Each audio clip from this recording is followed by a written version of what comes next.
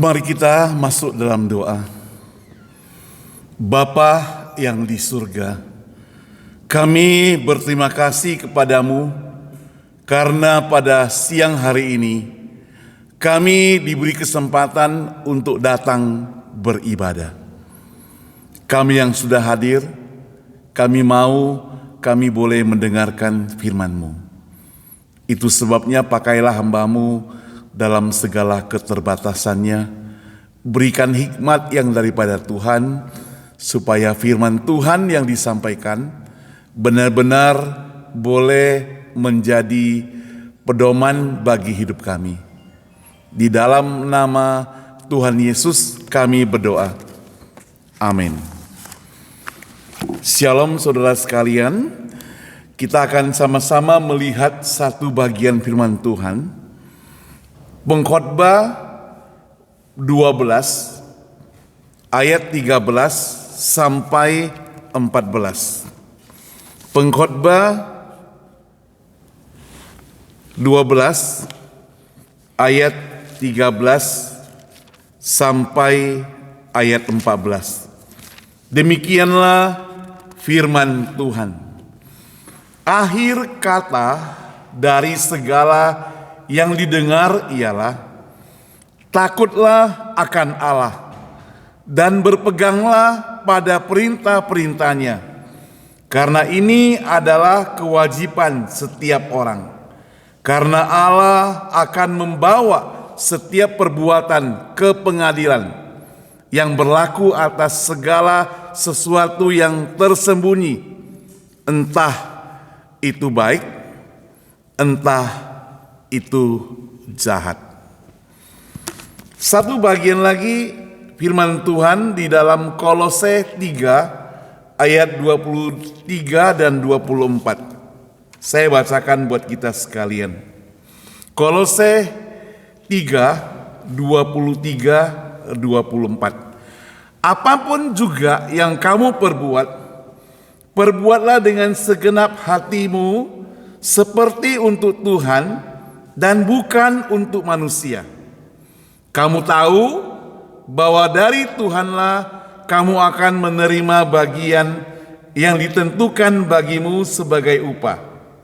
Kristus adalah Tuhan dan kamu adalah hambanya.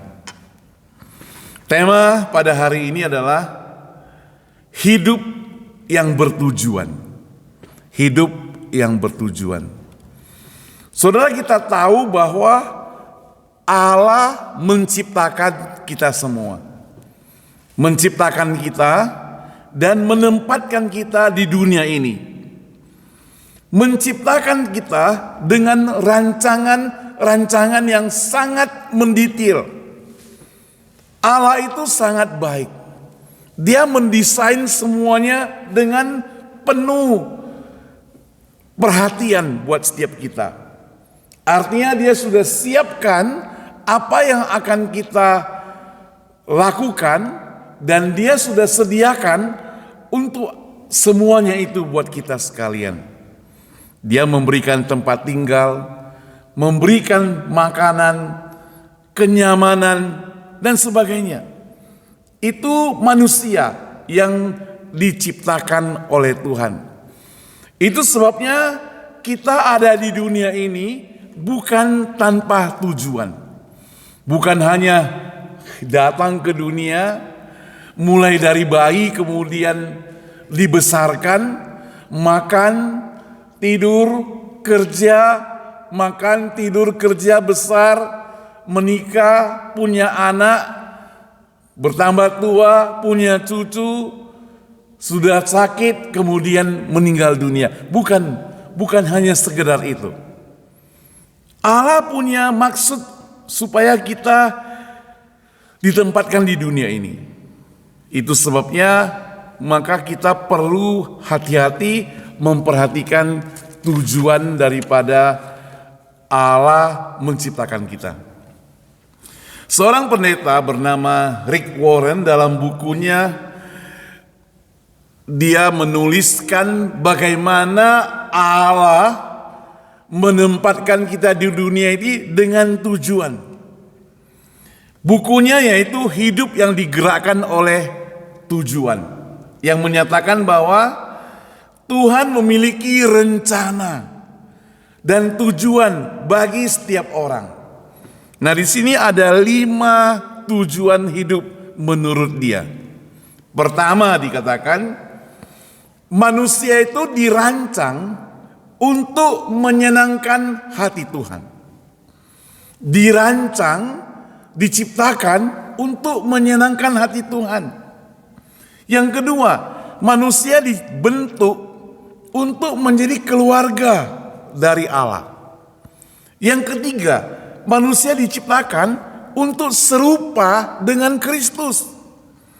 Yang keempat, manusia dibentuk untuk melayani Allah. Dan yang kelima, manusia diciptakan untuk sebuah misi. Ada tujuan mengapa Allah menciptakan kita sekalian.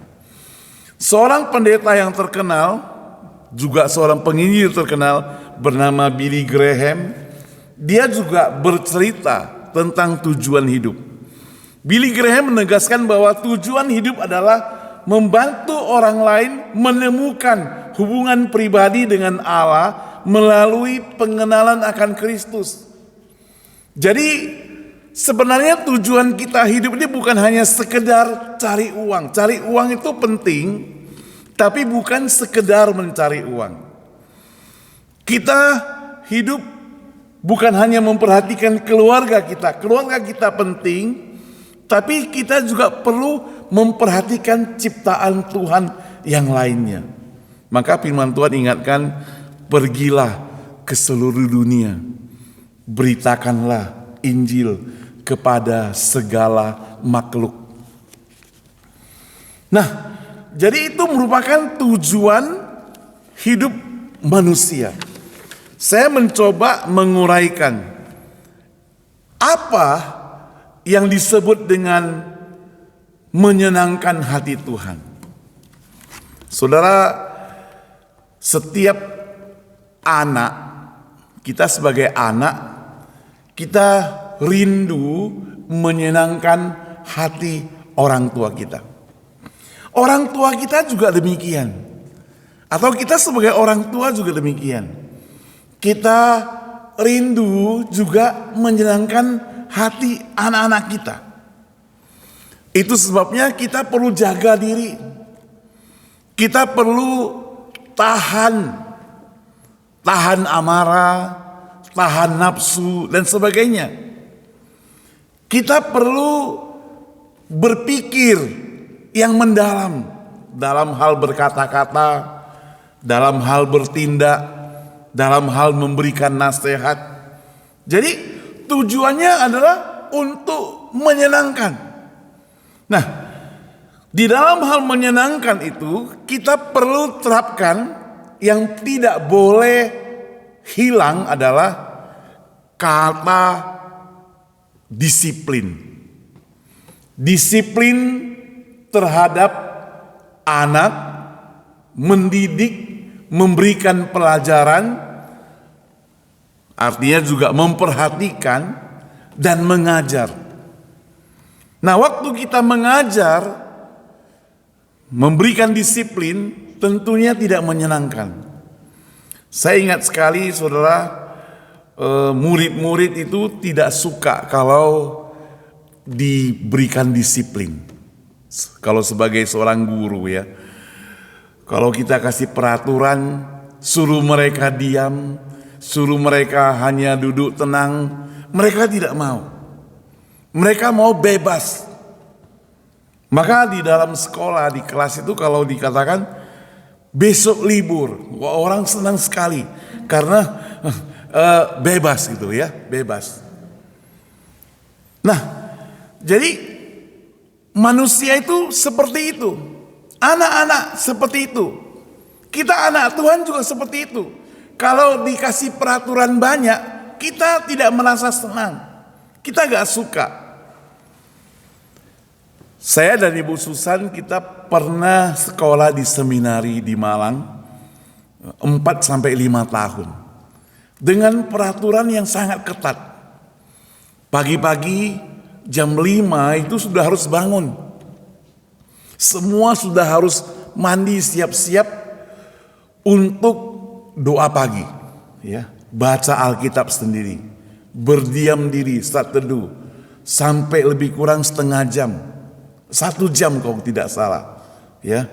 Kemudian yang tugas untuk sediakan sarapan pagi, mereka diam-diam turun ke kafetarium kalau sekarang ini seperti kita untuk sediakan makanan. Untuk rapikan meja, disebut tata meja. Sudah mereka siapkan makanan. Nanti bel bunyi. Semua turun makan di situ. Dikasih waktu makan, enggak santai-santai. Ngobrol-ngobrol makan sampai lama enggak. Dikasih waktu makan 10 menit harus selesai semua makan. Kenapa? Karena nanti setelah makan ada yang mau cuci piring.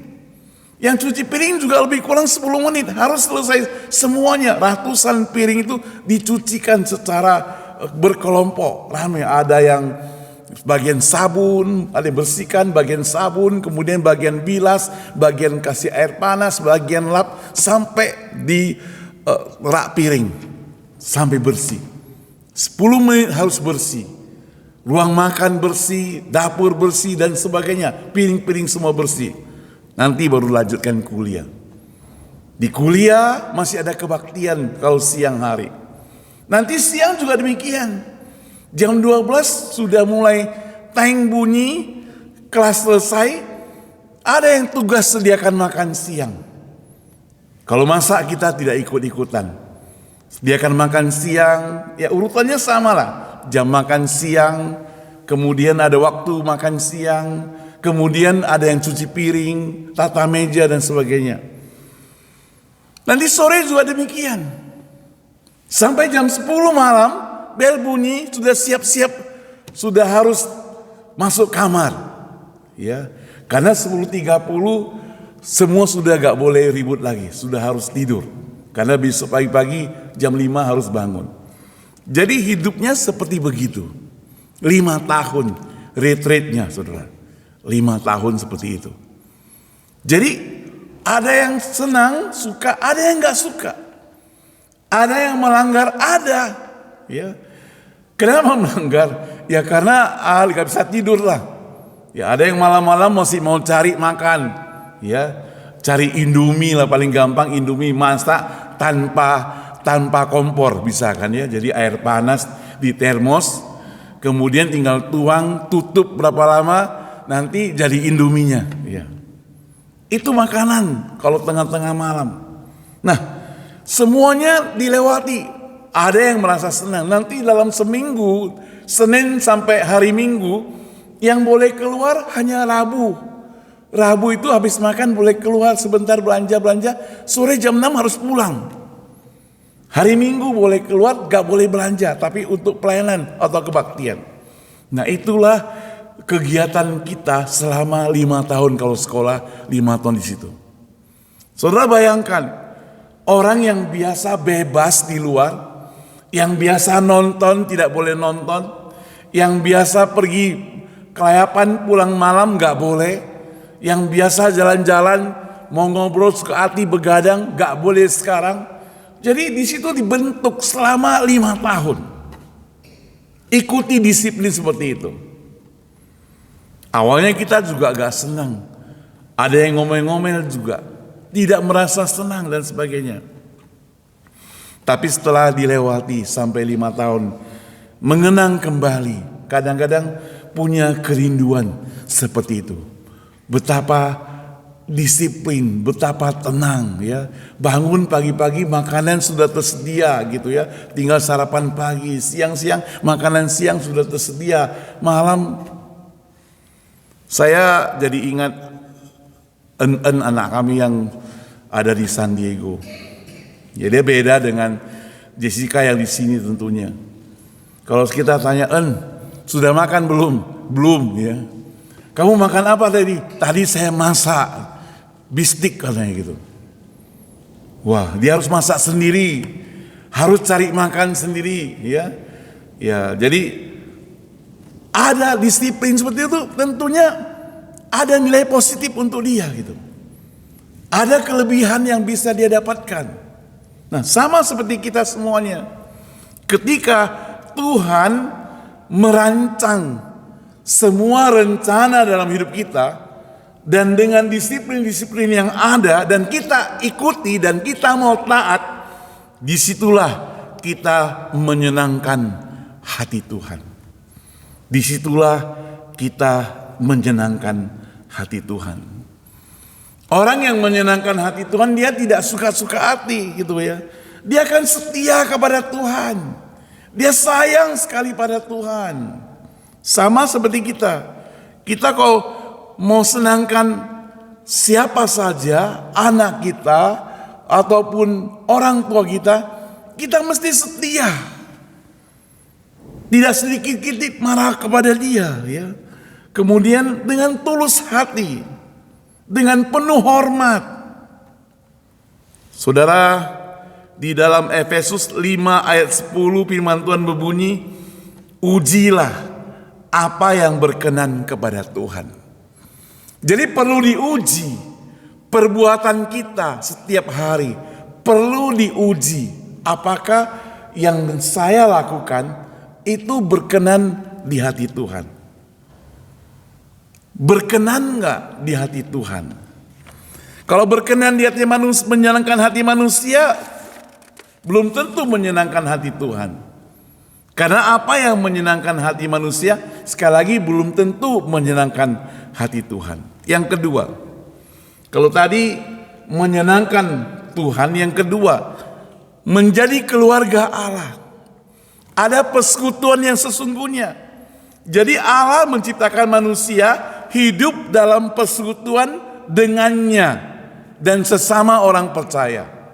Seperti di sini, kita hidup dengan Tuhan dan sesama orang percaya. Orang-orang yang dipanggil membangun, mempererat hubungan keluarga rohani dalam gereja. Nah, saudara, kadang dalam hubungan sesama manusia itu bisa terjadi clash, bertengkar. Bayangkan, kita latar belakangnya beda. Ada yang dari kota, ada yang dari kampung. Ada yang keturunan ini, keturunan itu. Ada yang sekolah tinggi, ada yang sekolahnya tidak tinggi. Ada yang latar belakang keluarga yang kaya, latar belakang keluarga yang tidak kaya. Kita sekarang kumpul jadi satu. Ada yang anak sulung, ada yang anak bungsu. Itu sudah beda. Kumpul jadi satu. Disitulah terletak perbedaan. Disitulah terletak saling gesek-gesekan. Nah, disitu perlu adanya saling pengertian, saling mengalah. Saudara, sekali lagi dalam kehidupan kami di asrama, itu tiap satu semester penghuni kamarnya itu ganti-ganti.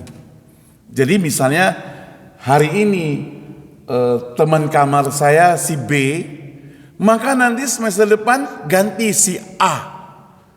Semester depan lagi ganti si C. Kenapa? Untuk melatih kita bergaul. Untuk melatih kita bersahabat. Untuk melatih kita saling memahami. Bayangkan, saya dari Medan, orang Medan itu terkenal katanya kasar-kasar. Nanti teman saya itu dari Makassar, lebih kasar lagi gitu. Kumpul jadi satu. Ya. Katanya orang Jawa Timur itu lembut-lembut ya. Halus. Ya, sering digodain katanya. Ada orang yang sudah injak kakinya, dia tidak marah. Dia bilang, maaf ya, kakimu itu ada di atas kakiku gitu ya. Padahal dia sedang menginjak kakinya gitu.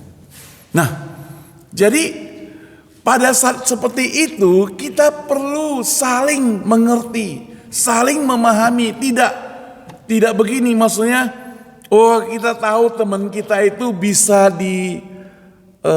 dikerjain. Kita kerjain terus menerus. Dia itu bisa diminta tolong. Kita minta tolong terus. Bukan begitu ya. Nah, itu sebabnya maka firman Tuhan katakan saling menolong. Ya, sesekali engkau menolong dia, sesekali engkau ditolong. Sesekali engkau bantu, sesekali engkau dibantu. Saudara, kalau teman kita maunya dibantu saja, tapi waktu giliran membantu dia tidak mau membantu, jangan ditemani gitu ya. Ya, kecuali kita tahu alasannya yang benar. Alasannya. Tapi kadang-kadang ada orang yang kurang dewasa. Kenapa? Dia minta bantuan kita. Lalu kita tidak membantu dia. Karena kita tahu kalau kita bantu nanti mencelakakan dia. Kalau kita bantu nanti akan membuat dia susah atau membuat dia jatuh dalam dosa. Kita tidak mau. Lalu orang itu marah pada kita, ya. Nah, kalau saya sih biarin aja. Yang penting orang tersebut jangan mempengaruhi saya berbuat dosa gitu ya. Berbuat salah. Jangan gara-gara saya menolong jadi berbuat salah. Kadang-kadang kan bisa gini, tolong ya. Dia itu mau membohongi, tolong katakan ya. Saya misalnya, tolong katakan ya, saya ini tidak di rumah misalnya. Padahal dia di rumah. Ya. Maka ada cerita lucu, seorang anak ketika ada tamu datang, dia bilang sama anaknya, anakku tolong kasih tahu ya, bapak tidak di rumah. Dia pergi kasih tahu tamu itu, halo tamu, bapakku bilang dia tidak di rumah gitu ya. Padahal dia di dalam rumah gitu. Anak itu jujur. Dia tinggal mengutip kata-kata bapaknya gitu. Ya kalau dibawakan ke dalam kehidupan dewasa kita berarti dia tidak mau terlibat. Nah, menjadi keluarga Allah saling mengalah, saling memperhatikan, saling mengasihi. Nah, itu perlu kita lakukan sebagai orang percaya. Saya masih ingat kalau satu gereja persekutuan begitu ya, namanya juga saling mengasihi, tidak boleh ada perbedaan.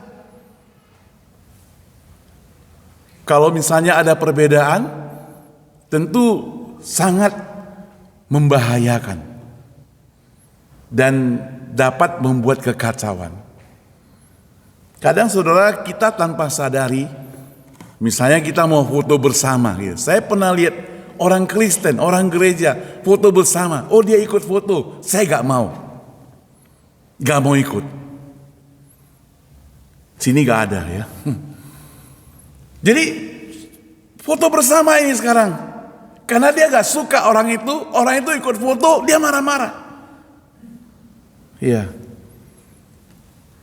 Padahal kita mau jadi keluarga Allah, keluarga Kristen, persekutuan. Beberapa waktu yang lalu ada seorang teman kirim foto. Dia sedang makan dengan tamu-tamu dari Indonesia. Dia katakan sedang makan dengan tamu-tamu Indonesia. Lalu 2-3 hari kemudian ada teman saya yang lain juga kirim foto itu ke saya gitu. Dia juga tulis sedang makan dengan tamu-tamu Indonesia. Yang menjadi masalah adalah teman kedua yang mengirim foto itu beda dengan foto yang dikirim oleh teman yang pertama. Teman yang pertama kirim foto, dia telah memotong kiri dan kanan. Ada sepasang suami istri yang dia gak suka gitu. Jadi gak masuk di situ gitu. Sedangkan teman yang kedua, dia kirim foto, saya tanya, kemarin saya dapat foto yang sama, tapi kalian nggak ikut di fotonya. Ya, sudah di crop katanya, sudah dihilangkan karena dia gak suka kami, ya. Dia gak suka kami. Orang gereja sampai sebegitu, ya. Di satu meja gak suka, gak ngomong gitu, tapi fotonya di crop kasih hilang gitu. Saudara yang saya kasih Tuhan, Tuhan tidak mau kita pura-pura baik, pura-pura akur, tapi enggak gitu. Ketemu di gereja baik-baik, tapi enggak baik sebenarnya gitu ya. Ada sesuatu yang dipendamkan, belum diselesaikan. Nah, hidup kita ini punya tujuan. Ditempatkan di dunia ini juga punya tujuan. Tujuannya bukan untuk itu. Tujuannya adalah untuk memuliakan nama Tuhan. Nah, kalau hidup kita untuk memuliakan nama Tuhan, lalu kita bermusuhan dengan orang, itu namanya tidak memuliakan nama Tuhan.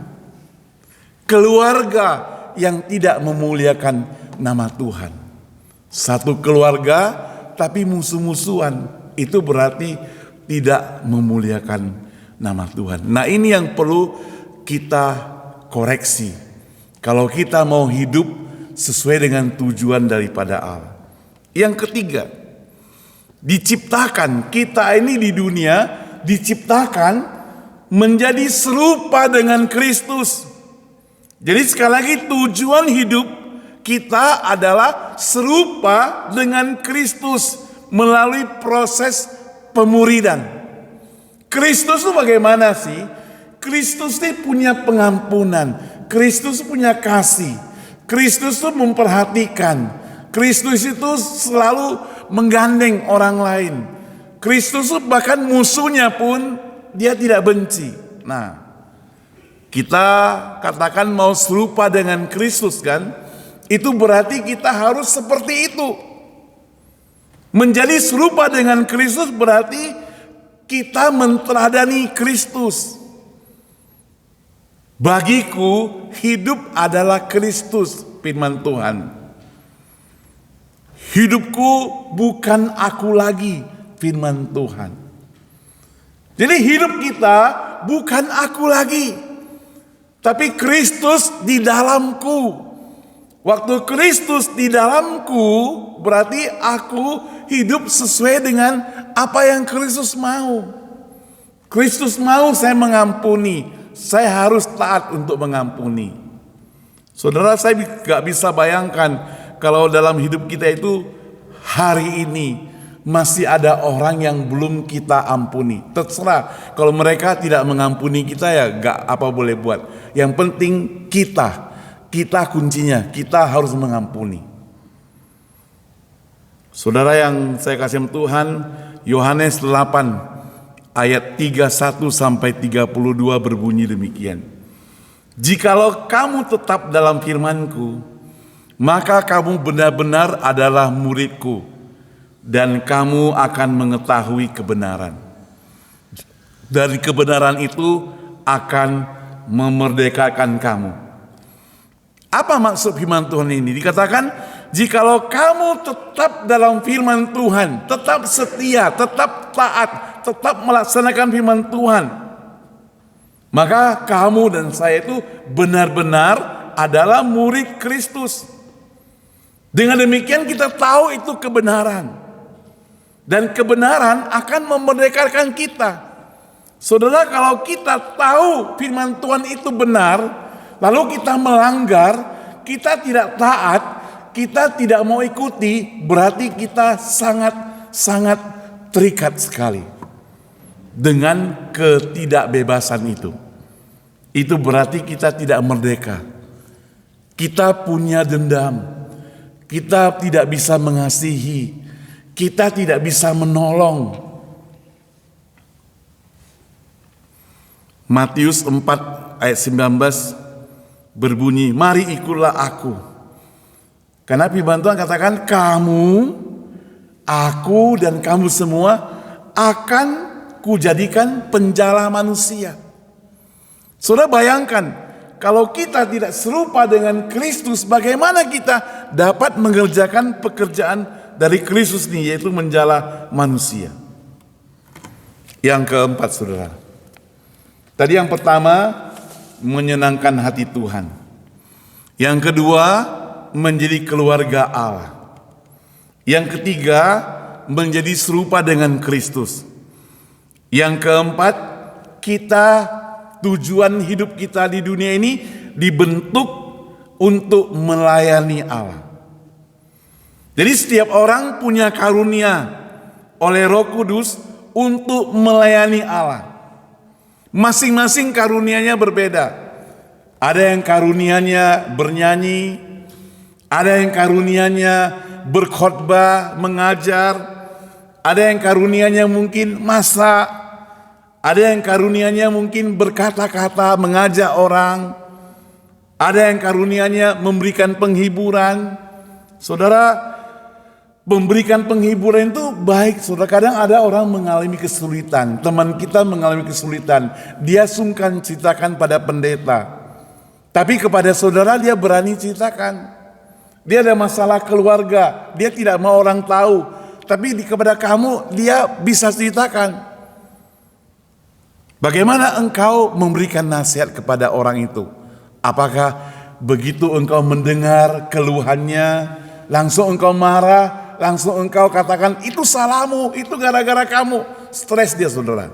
Dia gak mau ceritakan pada kita lagi. Sama seperti Ayub. Ayub waktu sakit, waktu dia menderita, orang datang kepada dia bukan memberikan penghiburan, tapi mencari kesalahannya. Itu sangat-sangat tidak menyenangkan. Nah, kita sebagai orang percaya harus tahu cara kita melayani juga. Waktu orang lagi susah, kita memberikan penghiburan, bukan mencari kesalahan. Itu lo gara-gara kamu lo, lambat lo, telat lo, dan sebagainya. Nah, kita ngomong demikian. Tidak hati-hati, kita cemooh terus. Sehingga apa? Memberikan dia bukan mau berubah, tapi bertambah marah. Sebagai orang percaya, kita perlu belajar ini dalam melayani Allah, dalam hal prakteknya melayani orang lain. Bukan mencari kesalahannya, tapi memberikan penghiburan, memberikan kekuatan. Yohanes 12 ayat 26 mencatat, barang siapa melayani aku, ia harus mengikuti aku, dan di mana aku berada, di situ pun pelayanku akan berada. Barang siapa melayani aku, ia akan dihormati Bapa. Jadi firman Tuhan ingatkan, kalau engkau dan saya mau melayani Kristus, harus ikut Kristus dimanapun dia berada. Melayani Kristus bukan lihat orang. Oh, orang kaya, saya datang. Kalau orang miskin, enggak. Orang kaya, saya hormati. Orang miskin, enggak. Saya kadang-kadang heran.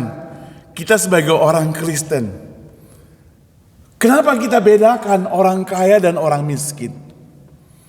Kenapa kita bedakan dia kulit putih dan bukan kulit putih? Oh, dulu teman saya begitu.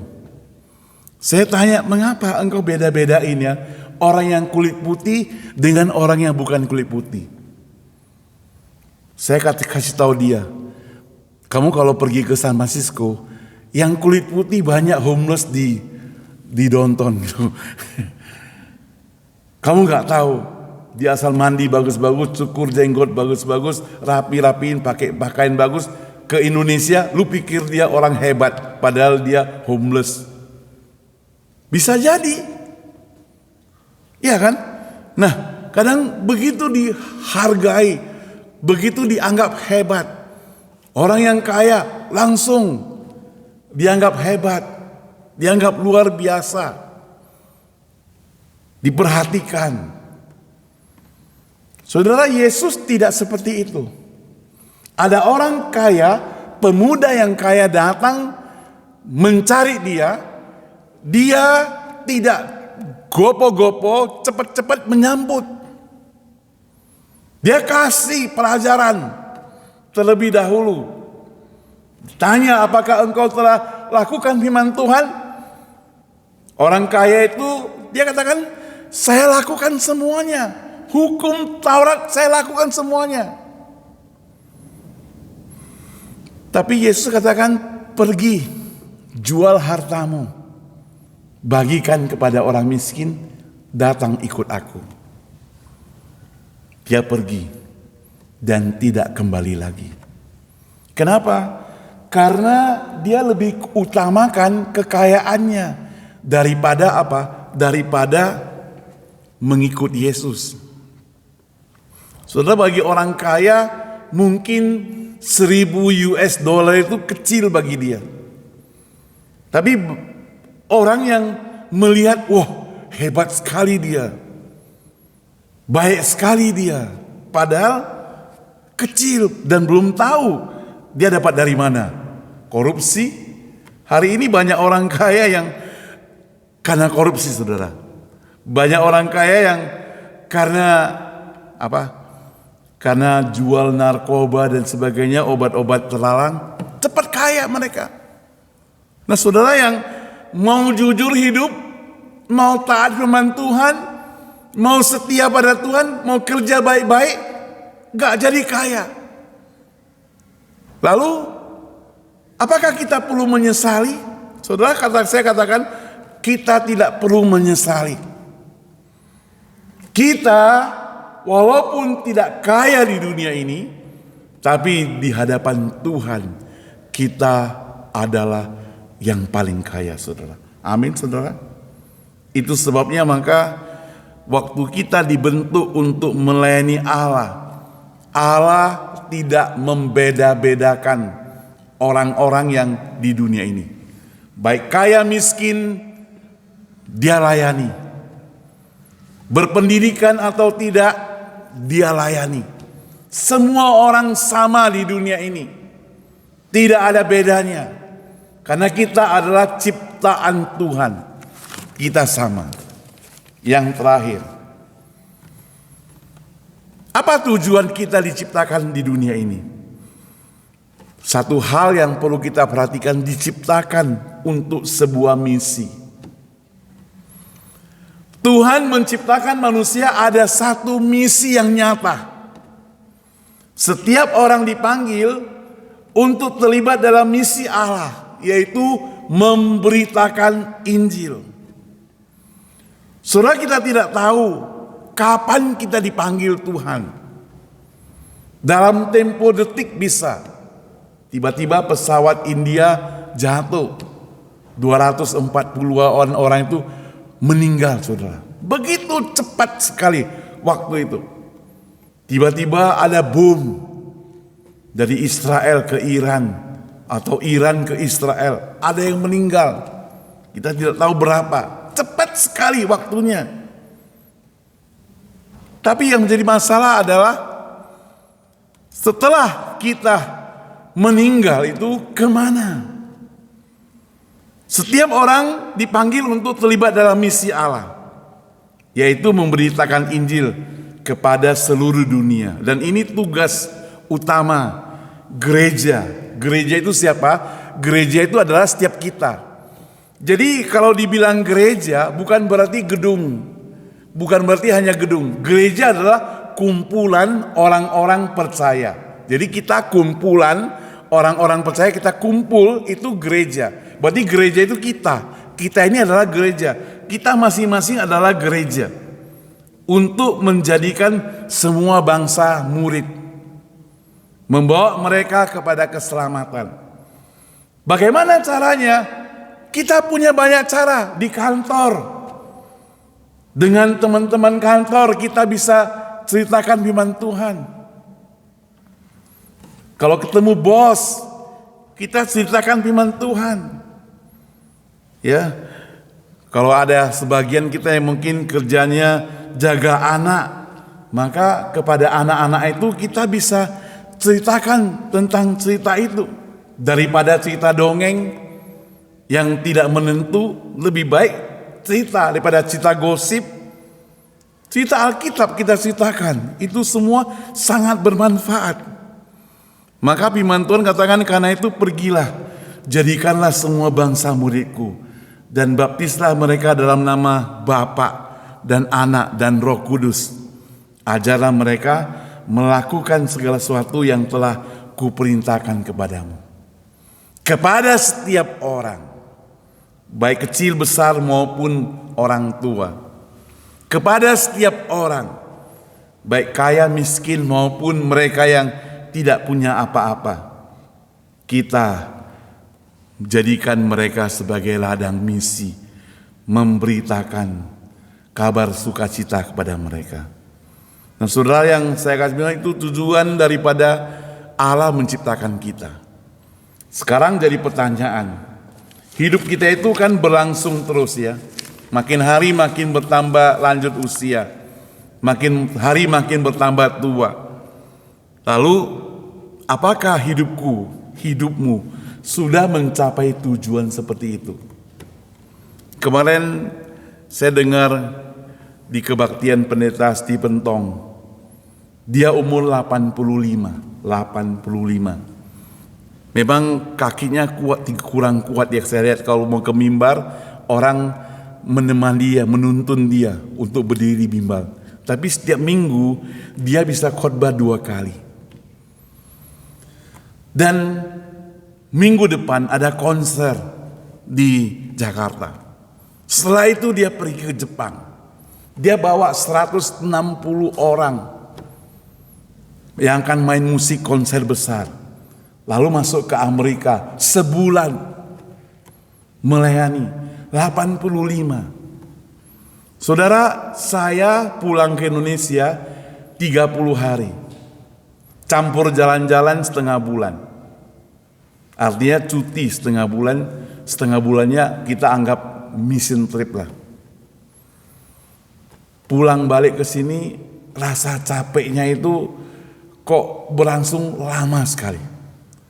Sampai saya merasa, kenapa ya? Kok seperti begini ya? Kok seperti begini ya? Kok jet lag terus ya? Kenapa ya? Kenapa ya? Saya malah mau melawan dengan diri. Wah, saya iri sama pendeta yang 85 tahun itu.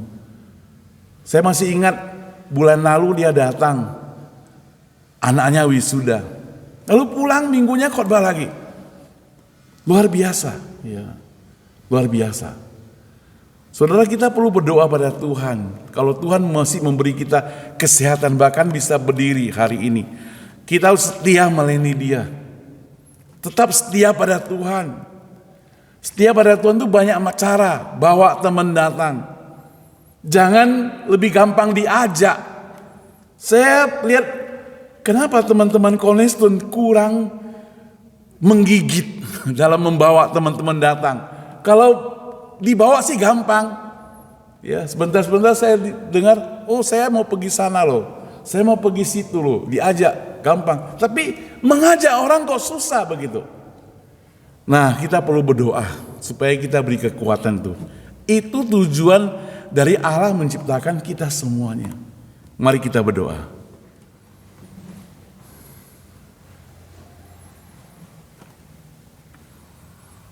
Bapa kami di surga, firman Tuhan sudah kami dengar. Kami berdoa supaya Tuhan memberikan pencerahan kepada setiap kami. Supaya hidup kami bukan lewati begitu saja. Tapi kami mau lakukan sesuatu yang bermanfaat. Bahkan mencapai apa yang Tuhan inginkan. Kami ingin menyenangkan hati Tuhan. Kami ingin menjadi keluarga Allah yang sejati. Kami ingin serupa dengan Kristus. Kami ingin melayani Allah dengan sungguh-sungguh. Dan kami ingin menjalankan visi dan misi Tuhan. Tuhan, pakailah kami. Supaya kami diberi kekuatan bukan menjadi ikut-ikutan, tapi kami justru yang mengajak orang bersama-sama. Tolong kami Tuhan. Di dalam nama Tuhan Yesus kami berdoa. Amin.